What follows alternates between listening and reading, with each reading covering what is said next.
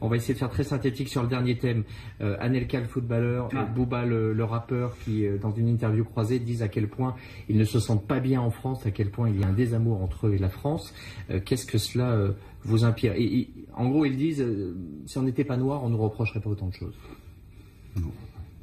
C'est toujours le même. Anelka, c'est quand même le symbole de la faillite morale et sportive de l'équipe de France un dernier mondial. Hein, je veux dire, c'est pas une question de couleur, hein, c'est une question de comportement, d'attitude collective. Il a raison d'ailleurs. Moi, je suis plus vieux que lui et j'ai bien connu quand il y avait Marius Trésor et Adams, on les détestait, c'est bien connu d'ailleurs. On les détestait parce qu'ils étaient noirs. Hein, non mais on avait l'impression vraiment qu'ils n'étaient pas français. Puis alors, on leur disait vraiment vous êtes nuls. Et puis alors, quand Trésor ratait une balle, on disait bah ça m'étonne pas, il est noir. Voilà. Non mais c'est bien connu. Est-ce qu'on n'est pas plus sévère avec Anelka qu'on l'a été avec Cantona? Mais Cantona n'a jamais craché sur la France. Cantona il a craché sur Henri Michel. Ça n'a rien à voir.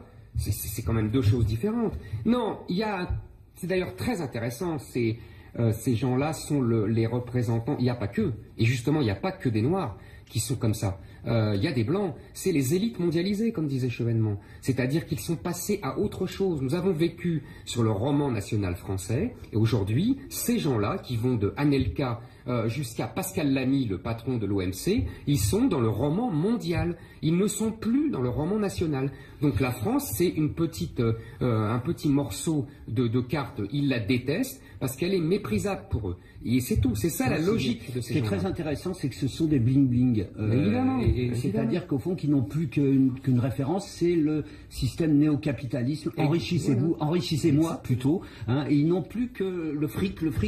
Et au fond, ce qu'ils reprochent à la France, c'est de ne pas leur en donner assez et de ne pas leur donner en plus du fric la considération que mériterait leur capacité à s'enrichir à se foutre du monde. Ils ne vivent pas en France. Ils ne vivent pas en France. Non, mais c'est exact. Mais cela dit, ce que je trouve grave, c'est que moi, que les Inrocks, pardon, mais en face des modèles, je veux dire, les encens. Non, moi, je trouve pas ça cohérent. Alors là, attends, je termine. Je vais te donner quand même un petit coup de pied de là-dedans. Ouais. C'est-à-dire qu'en fond, ils sont un produit ghettoisé d'un côté, veut dire de ce que donnent ceux qui sortent du ghetto, qui ne pensent qu'à leurs pommes et qu'à s'enrichir, et de l'autre, au fond, de ceux qui c'est le miroir inversé de ceux qui n'aiment pas suffisamment la France, en tout cas comme je la conçois, qui sont dans une France nostalgique, c'est là où je fais le coup de pied de l'âne à Eric, qui sont sur une France qui se rétrécit, qui se referme.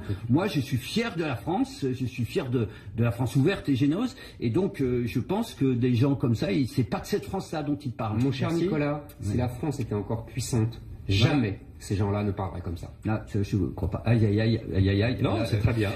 Très belle conclusion. Parce qu'elle ne pense pas suffisamment qu'elle est forte et qu'elle est ouverte et qu'elle est républicaine. C'est ça, c'est... Là, il a l'air catastrophique. Mais pas du tout. On a passé un très bon moment. C'était passionnant. Merci d'être... Mais non, c'est terminé définitivement. Merci d'être resté avec nous.